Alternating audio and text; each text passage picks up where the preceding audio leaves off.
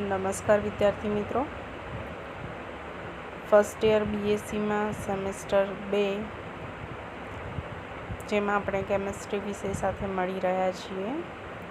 વિદ્યાર્થી મિત્રો, તમારા સેમેસ્ટર 2નો સબ્જેક્ટ કોડ છે CCCH201.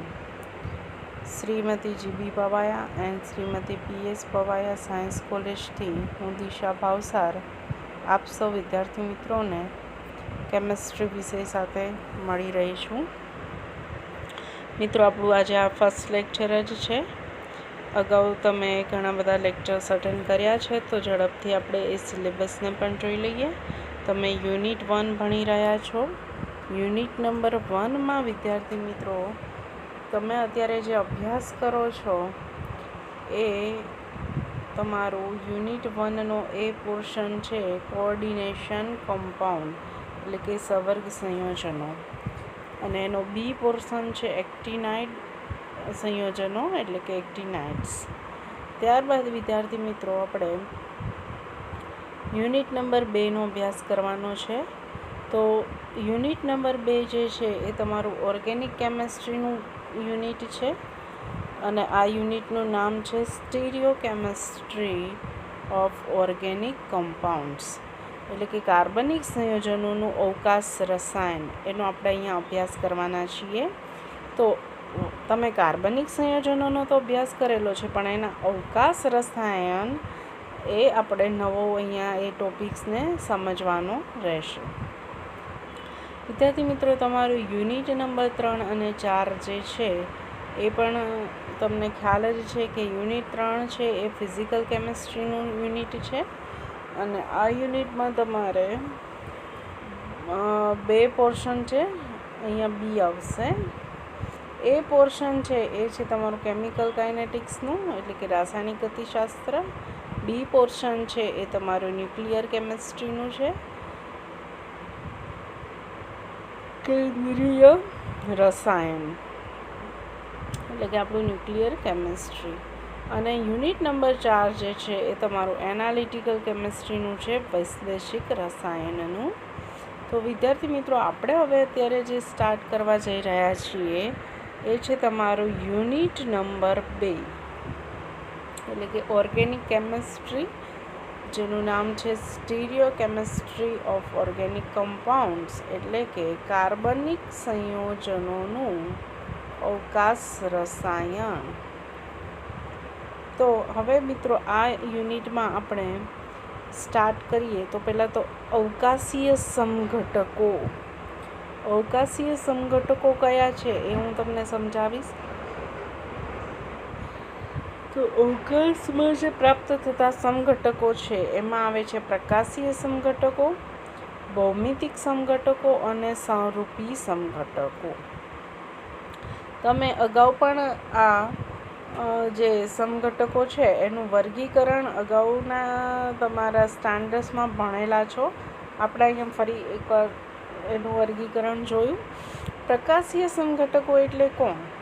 તો તમે જે ડી એટલે કે પ્લસ અને એલ એટલે કે માઇનસથી દર્શાવો છો એ કહેવાય તમારા પ્રકાશીય સમઘટકો, જેમાં ઇનેન્સિયોમર્સ અને ડાયસ્ટીરિયોમર્સનો પણ ઉલ્લેખ આવશે.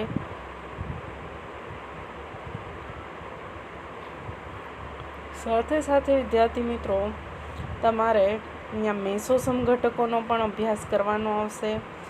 આર અને એસ સમઘટકો પણ આવશે, અને ઈ અને ઝેડ નામકરણ એનો પણ અહીંયા તમારે અભ્યાસ કરવાનો છે. તો એ થયા આપણા પ્રકાશીય સમઘટકો, જે આપણો આ યુનિટ છે એમાં આપણે મુખ્ય આ પ્રકાશીય સમઘટકોનો અભ્યાસ કરવાનો છે. ત્યારબાદ આવે છે ભૌમિતિક સમઘટકો. તો વિદ્યાર્થી મિત્રો, ભૌમિતિક સમઘટકો છે એ તમને ખ્યાલ છે 2 પ્રકારના છે, એક સીસ અને બીજું છે ટ્રાન્સ. એટલે કે જ્યારે કોઈ પણ 2 દ્વિબંધ છે એમાં અપોઝિટ સાઈડમાં જો સમાન સમૂહ આવેલા હોય તો આ બંધારણ છે એ કયું બંધારણ કહેવાય? ટ્રાન્સ બંધારણ કહેવાય. પરંતુ જો આ સમાન સમૂહો છે એ એક જ દિશામાં આવેલા હોય, એટલે કે દ્વિબંધથી એક જ દિશાએ, આ દ્વિબંધથી ઉપરનો ભાગ છે તો ત્યાં જ બંને સમાન સમૂહ ઝેડ આવેલા હોય તો એ બંધારણ થશે સીસ બંધારણ. તો આ તમે પ્રકાશીય સમઘટકો અને ભૌમિતિક સમઘટકો એની માહિતી મેં તમને આપી. હવે વિદ્યાર્થી મિત્રો આપણે સમરૂપી સમઘટકો પણ અહીંયા અભ્યાસક્રમમાં છે. તો સમરૂપી સમઘટકો તમારા માટે ટોટલી નવું છે. કન્ફોર્મેશન અને કન્ફિગરેશન એ અભ્યાસ એટલે કે એ કોન્સેપ્ટના આધારે આપણે સમજવાનું છે. તો એ સમરૂપી સમઘટકોમાં પણ આપણને ઇક્લિપ્સ્ડ એટલે કે ગ્રહણની સ્થિતિ જોવા મળે, જેને આપણે ઇક્લિપ્સ્ડ કહીએ છીએ. બીજું એમાં આવશે ટ્રાન્સ એટલે કે એક જ પરમાણુ છે એની પાછળ બીજો પરમાણુ જો આવેલો હોય તો આ ઇક્લિપ્સ સ્થિતિ કહેવાય. હવે આ જ હાઇડ્રોજન પરમાણુ છે એનાથી ટોટલી અપોઝિટ સાઈડ આવે તો એ ટ્રાન્સ સ્થિતિ કહેવાય. અને આ સર્કલ છે એમાં રહેલો આ હાઇડ્રોજન અને બીજા સર્કલનો આ હાઇડ્રોજન એ બંને જો આ રીતે ખૂણા ઉપર આવેલા હોય તો એ સ્ક્યુ રચના કહેવાય. આપણે જ્યારે સમરૂપી સમઘટકોનો અભ્યાસ કરીશું ત્યારે હું તમને ફરી આ માહિતી છે એ ડિટેલમાં આપીશ અને એના જે સમઘટકો છે એના બંધારણો પણ આપણે એમાં સમજીશું. તો હવે વિદ્યાર્થી મિત્રો આપણે જે અવકાશીય સમઘટકો છે એનો અભ્યાસ સ્ટાર્ટ કરીએ, જેમાં આવે છે સૌથી પહેલાં પ્રકાશીય સમઘટકતા. તો આપણે પ્રકાશીય સમઘટકો કોને કહીશું? એ પ્રકાશીય સમઘટકોને સમજતા પહેલાં માત્ર ને માત્ર આપણે અત્યારે સમઘટકતાની વ્યાખ્યા જોઈએ, સમઘટકતાને સમજીએ. તો કાર્બનિક રસાયણના અભ્યાસમાં એવા સંયોજનો આવેલા છે કે જેનું ટકાવાર પ્રમાણ, એનો અણુભાર, અણુસૂત્ર બધું જ સમાન હોય, પરંતુ એમના ગુણધર્મો છે એ જુદા જુદા હોય. તો જ્યારે આ રીતે વિદ્યાર્થી મિત્રો કોઈ એક જ અણુસૂત્ર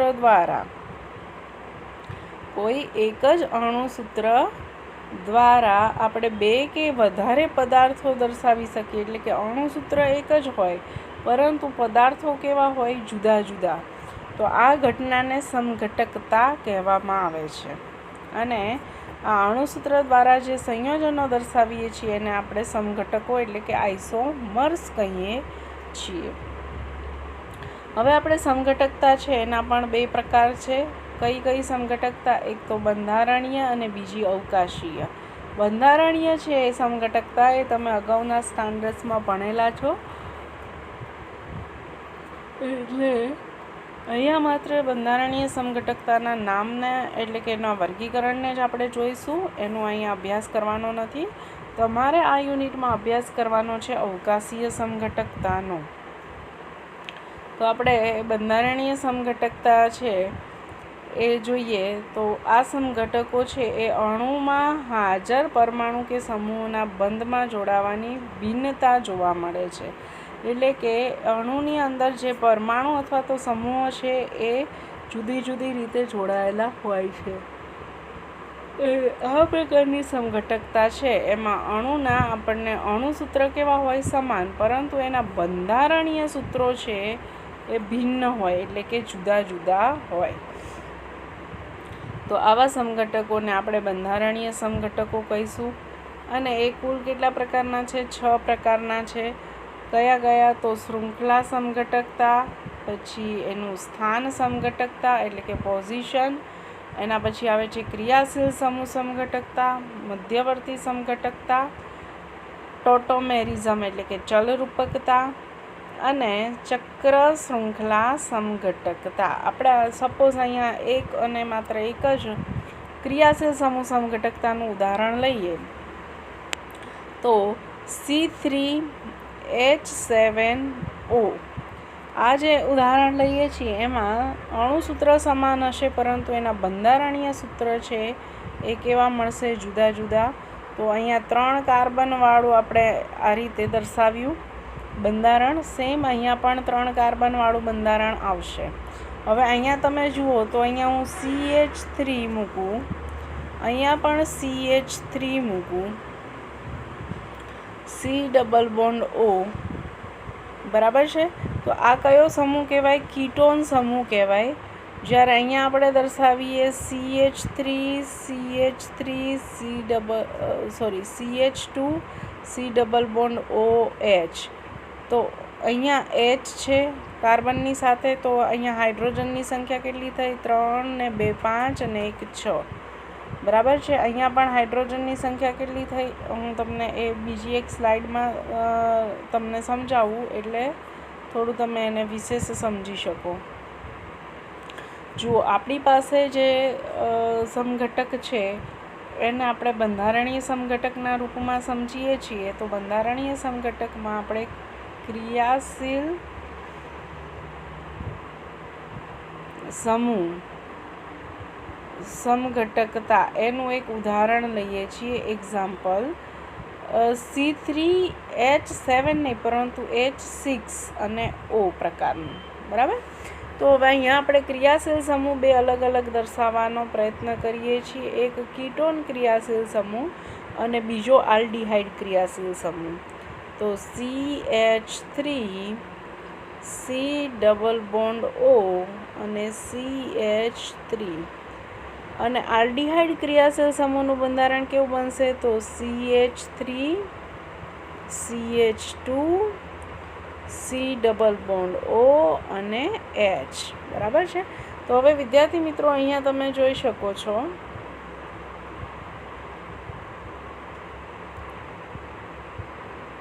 કે આ જે ક્રિયાશીલ સમૂહ છે એ કીટોન ક્રિયાશીલ સમૂહ છે, જ્યારે આ જે ક્રિયાશીલ સમૂહ છે એ આલ્ડીહાઇડ ક્રિયાશીલ સમૂહ છે.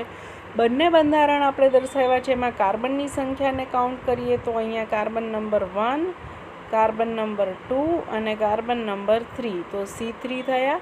સેમ અહીંયા પણ આલ્ડીહાઇડમાં આવશે 1 2 અને આ 3 કાર્બન. તો કાર્બનની સંખ્યા કેટલી થઈ? 3 થઈ. હવે આપણે હાઇડ્રોજનની સંખ્યા કાઉન્ટ કરીએ તો 3 વત્તા 3 હાઇડ્રોજન આ પહેલા બંધારણમાં, કીટોનવાળા બંધારણમાં કેટલા થયા? 3 અને 3 6 હાઇડ્રોજન થયા. સેમ અહીંયા તમે આલ્ડીહાઇડવાળા બંધારણમાં હાઇડ્રોજનની સંખ્યાની ગણતરી કરો તો 3 ને 2 5 અને 1 6, હાઇડ્રોજનની સંખ્યા 6. ઓક્સિજનની આપણે ગણતરી કરીએ તો આ એક ઓક્સિજન, એટલે અહીંયા એક જ ઓક્સિજન દર્શાવેલો છે આપણે અણુસૂત્રમાં, અને આ બીજો ઓક્સિજન. તો આ જે છે એ શું કહેવાય? અણુસૂત્ર. તો અહીંયા અને આ બંધારણ છે એ કયું કહેવાય? બંધારણીય સૂત્ર. આ બંને છે એ બંધારણીય સૂત્ર છે, જ્યારે આ છે અણુસૂત્ર છે. તો બંધારણીય સૂત્ર કેવા છે? બંનેના સમાન છે કે જુદા જુદા? બંધારણીય સૂત્ર જુદા જુદા છે. અહીંયા કીટોન છે અને અહીંયા આલ્ડીહાઇડ છે, માટે બંધારણીય સૂત્ર જુદા છે, પરંતુ અણુસૂત્ર સમાન છે. માટે આ જે સમઘટકતા છે એને બંધારણીય સમઘટકતા કહેવાય. જે અહીંયા મેં તમને એક એક્ઝામ્પલ ક્રિયાશીલ સમૂહના એક્ઝામ્પલ દ્વારા સમજાવ્યું. હવે વિદ્યાર્થી મિત્રો, આપણે અવકાશીય સમઘટકતાને સમજવાની છે. તો અવકાશીય સમઘટકતા છે એને મેં તમને અગાઉ ક્લાસિફિકેશન દ્વારા દર્શાવી છે, એની વ્યાખ્યા પણ જોઈ લઈએ. તો અવકાશીય સમઘટકતા કોને કહીશું? અવકાશીય સમઘટકતામાં પરમાણુ કે એના સમૂહો છે, મૂલકો એટલે કે સમૂહ થાય, એ અવકાશમાં જુદું જુદું સ્થાન દર્શાવે છે, અને એના કારણે આ પ્રકારની સમઘટકતા ઉદ્ભવે છે. તો અવકાશમાં આપણે આ અભ્યાસ છે ત્રિપરિમાણમાં કરવાનો રહેશે. ત્રિપરિમાણ એટલે કે આ રીતે એક્સ અક્ષ, વાય અક્ષ અને ઝેડ અક્ષ. તો આ ત્રિપરિમાણમાં એની સમજૂતી કહેવાય. જો આપણે બે જ અક્ષનો ઉપયોગ કરીએ, કઈ તો એક્સ અને વાય અક્ષ, તો આ દ્વિપરિમાણ કહેવાય, પરંતુ આપણે ઝેડ અક્ષ અંદર એડ કરીએ છીએ, માટે ત્રિપરિમાણમાં એની સમજૂતી મેળવવાની રહેશે.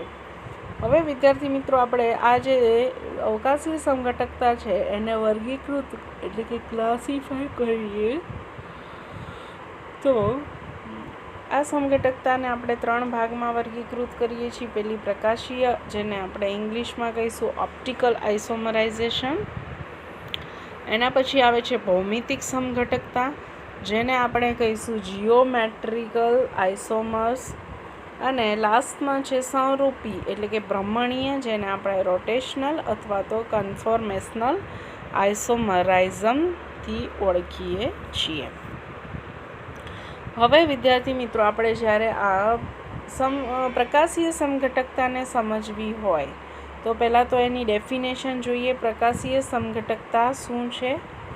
તો એવા કેટલાક જાણીતા સંયોજનો છે કે જેના દ્વારા સમઘટકોના અણુસૂત્રો, એના બંધારણીય સૂત્રો અને રાસાયણિક ગુણધર્મો સમાન હોય, પરંતુ એમના પ્રકાશીય ગુણધર્મો છે એ કેવા હોય છે? અલગ અલગ હોય છે. તો આવા જે બંધારણો છે, એટલે કે આવા જે અલગ અલગ જોવા મળતા બંધારણો, એને આપણે સમઘટકો છે. એ સમઘટકો એટલે કે બંધારણો છે એ સમતલ ધ્રુવીભૂત પ્રકાશ, જેને આપણે પ્લેન પોલરાઇઝર લાઇટ કહીએ છીએ.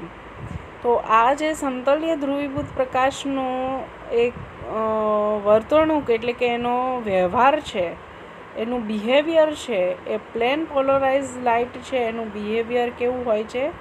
અલગ અલગ પ્રકારનું હોય છે. તો આવા સમઘટકોને આપણે કહીશું પ્રકાશીય સમઘટકો. સાવ સિમ્પલ આપણે એક એક્ઝામ્પલ લઈએ તો આ રીતે અહીંયા હું શૃંખલામાં 3 કાર્બન દર્શાવું, બરાબર છે. અહીંયા લખું છું CH2OH, અહીંયા લખું છું OH અને H, અને અહીંયા લખું છું CHO. આપણે ગ્લિસરાલ્ડિહાઇડનું બંધારણ દર્શાવ્યું. તો અહીંયા આ OH છે એ કઈ બાજુએ આવેલો છે? રાઇટ હેન્ડ સાઈડ, માટે એ D બને છે. બીજા બંધારણમાં આપણે અહીંયા H અને લેફ્ટ હેન્ડ સાઈડ OH દર્શાવીએ, નીચે CH2OH દર્શાવીએ. તો અહીંયા તમે જોઈ શકો છો કે અવકાશમાં OH સમૂહ છે એનું સ્થાન છે એ બદલાય છે. બાકી બંનેમાં કાર્બનની સંખ્યા કેટલી છે? તો કાર્બનની સંખ્યા 3. હાઇડ્રોજનની સંખ્યા કેટલી થાય છે? 1, 2, 3 અને અહીંયા 3, તો 6 થઈ. અને ઓક્સિજનની સંખ્યા પણ કેટલી થાય છે? 3, C3H6O3. આ એનું અણુસૂત્ર કહેવાય. જ્યારે આ જે ગ્લિસરાલ્ડિહાઇડના આપણે બંને બંધારણીય સૂત્રો દર્શાવ્યા છે, તો બંનેમાં માત્ર OH અને H સમૂહોનું સ્થાન છે એ બદલાય છે, બાકી બધું સેમ છે. તો આ સ્થાન શા માટે બદલાય છે? કારણ કે આ OH સમૂહ અને આ OH સમૂહ બંને એક છે ડાબી બાજુએ છે, જ્યારે બીજો OH સમૂહ જમણી બાજુએ છે. તો એનો મતલબ એવો થયો કે જે સમતલીય ધ્રુવીભૂત પ્રકાશ છે એના માટે આ બંનેની જે વર્તણૂક છે એ કેવી હશે? ભિન્ન હશે. માટે આપણને આ રીતે એના બંધારણમાં એના અણુસૂત્રો સમાન છે, પરંતુ એના બંધારણીય સૂત્રો કેવા બન્યા? જુદા જુદા. તો એક એક્ઝામ્પલથી આપણે સમજ્યા. તો જે આવા સમઘટકો છે એને શું કહેવામાં આવે છે? પ્રકાશીય સમઘટકો કહેવામાં આવે છે. અને આ પ્રકારની સમઘટકતા છે એને પ્રકાશીય સમઘટકતા એટલે કે ઓપ્ટિકલ આઇસોમર્સ અને આઇસોમરાઇઝમ કહેવામાં આવે છે. હવે જ્યારે આપણે આ પ્રકાશીય સમઘટકતાને સમજવી હોય તો આપણે કેટલાક પદો છે એને સમજવા જરૂરી છે.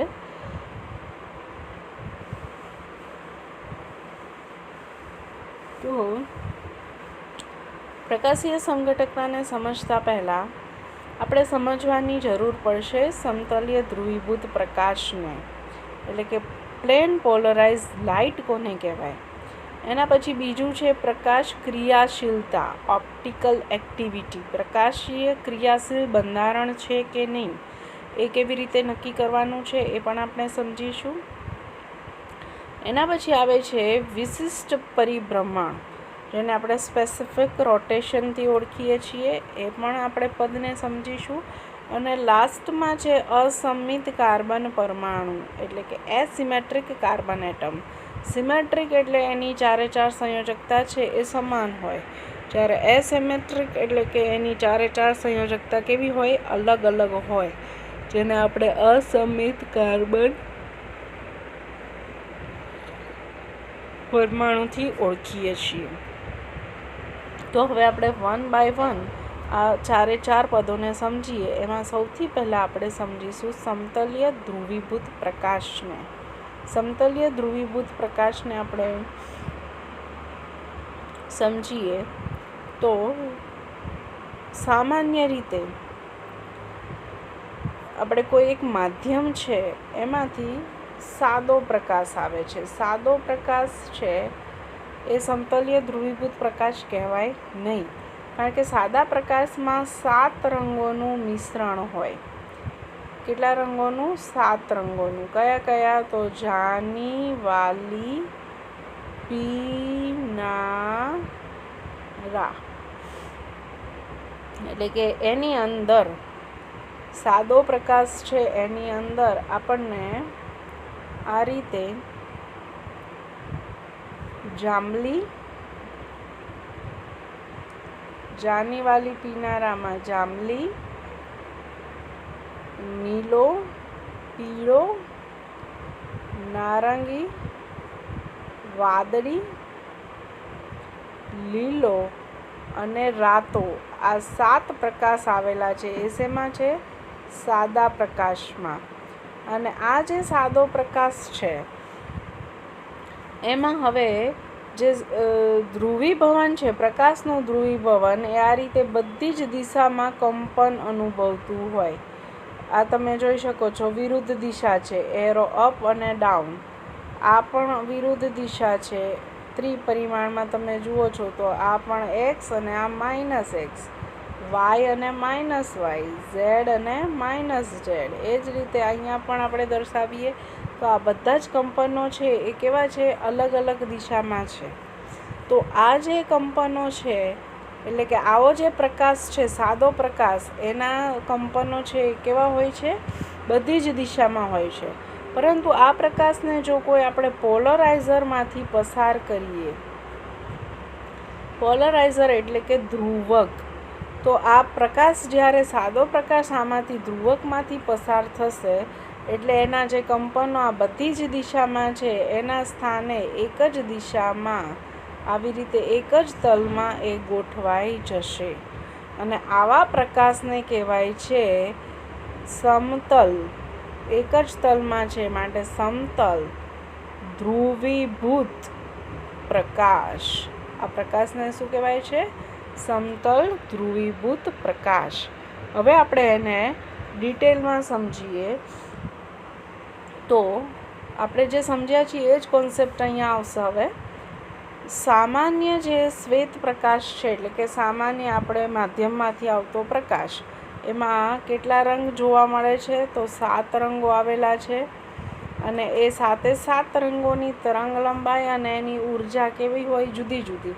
માટે મેં તમને આ રીતે દર્શાવ્યું હતું કે એના કંપનો છે એ બધા જ જુદી જુદી દિશામાં જોવા મળે છે. હવે વિદ્યાર્થી મિત્રો, આ છે એને આપણે કોઈ પ્રિઝમમાંથી આ સફેદ પ્રકાશને પસાર કરીએ તો એમાંથી આપણને કુલ 7 રંગોના વર્ણપટ જોવા મળે. જાની, વાલી, પીનાલા એટલે કે જાંબલી, નીલો, વાદળી, લીલો, પીળો, નારંગી અને લાલ. આ 7 રંગોનું આપણને એક સાથે વર્ણપટ જોવા મળે છે. તો જે સાદો પ્રકાશ છે, એટલે કે શ્વેત પ્રકાશ, સિમ્પલ લાઇટ, એના જે પ્રકાશના કિરણોનું કંપનનો પ્રસરણ રેખા છે એ કેવી હોય છે? લંબ. અને પાછી કેવી હોય? બધા જ તલમાં. એટલે આપણે અગાઉ સમજ્યા હતા એ રીતે આ બધા જ તલમાં એના કંપનો જોવા મળે છે. બરાબર. હવે એના પછી હવે જો આ જે શ્વેત પ્રકાશ છે એના 7 રંગો પૈકી આપણે કોઈ એક જ રંગનો પ્રકાશ મેળવવો હોય તો આ જે સફેદ પ્રકાશ છે એ પ્રકાશને કહેવાય છે બહુરંગી પ્રકાશ. બહુરંગી એટલે કે એમાં આપણને બધા જ રંગ જોવા મળે છે. 7 રંગ જોવા મળે છે. જ્યારે આપણે એકરંગી પ્રકાશ મેળવીએ તો એ એકવર્ણી પ્રકાશ કહેવાય, જેને ઇંગ્લિશમાં કહેવાય છે મોનોક્રોમેટિક લાઇટ. અને આવા પ્રકાશના કિરણને આપણે જ્યારે નિકોલ પ્રિઝમ એટલે કે ધ્રુવક જેને આપણે પોલરાઇઝ પણ ઇંગ્લિશમાં કહીએ, તો એ નિકોલ પ્રિઝમ પોલરાઇઝ તરીકે કોને લેવામાં આવે? પ્રિઝમ, નિકોલ પ્રિઝમ અને કેલ્સાઇટ સ્ફટિક એમાંથી પસાર કરીએ. એટલે મેં તમને આ રીતે પ્રિઝમ દર્શાવ્યો, અને પોલરાઇઝ છે એ સાદો આ રીતે પણ લંબચોરસથી દર્શાવી શકાય. તો આ પ્રિઝમ અથવા તો પોલરાઇઝમાંથી જ્યારે આપણે આ પ્રકાશને આપાત કરીએ, એટલે કે બહુરંગી પ્રકાશને, અને એમાંથી આપાત થઈને બહાર મળતો જે પ્રકાશ છે એ કેવો મળે? મોનોક્રોમિક, એટલે કે એકરંગી પ્રકાશ પ્રાપ્ત થાય છે.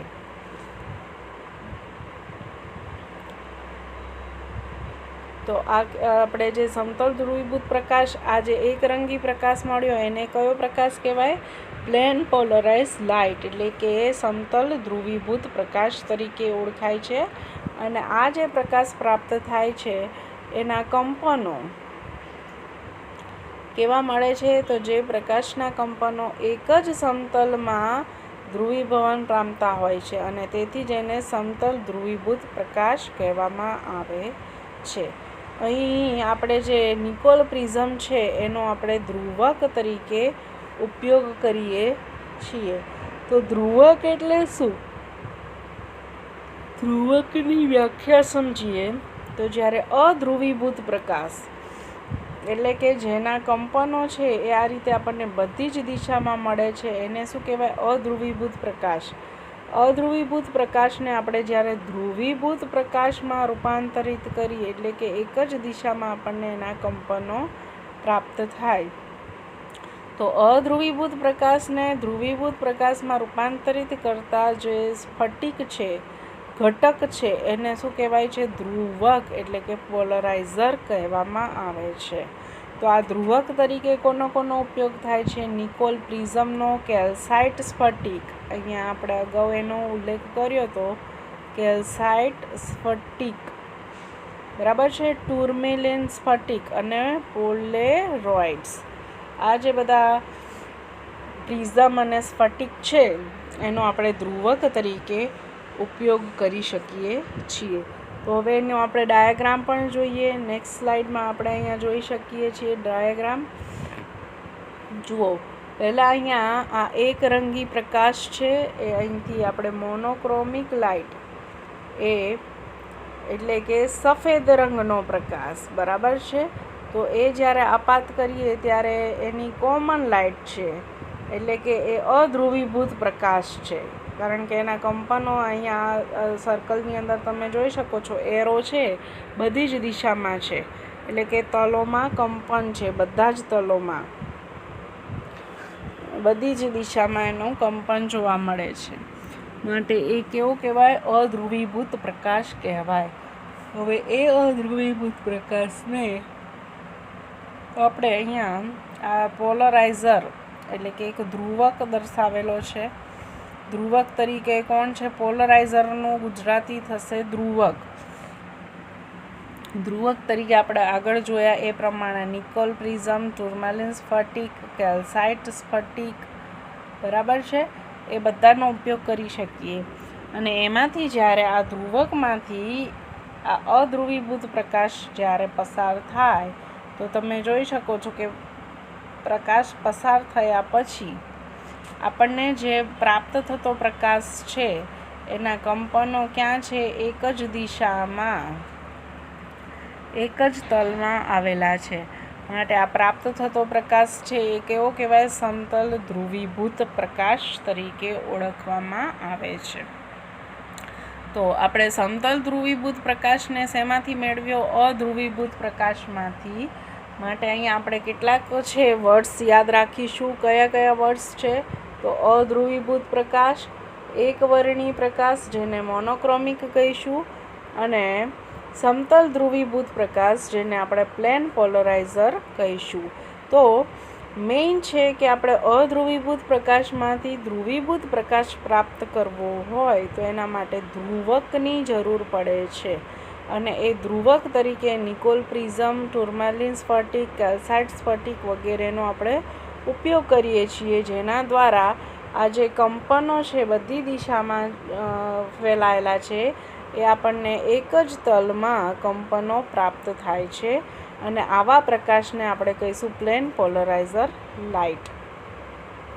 અને હવે આપણે જે નેક્સ્ટ ટોપિક ભણવાનો છે પ્રકાશ ક્રિયાશીલતા, એ પ્રકાશ ક્રિયાશીલતાને સમજવા માટે આપણે કયો પ્રકાશ જોશે? સમતલ ધ્રુવીભૂત પ્રકાશ. એનો ઉપયોગ કરી અને આ પ્રકાશ ક્રિયાશીલતા સમજવાની છે. તો આ મુદ્દો છે આપણો નેક્સ્ટ જે પદ પ્રકાશ ક્રિયાશીલતા એટલે કે ઓપ્ટિકલ એક્ટિવિટી, એનો અભ્યાસ હવે આપણે નેક્સ્ટ લેક્ચરમાં કરીશું.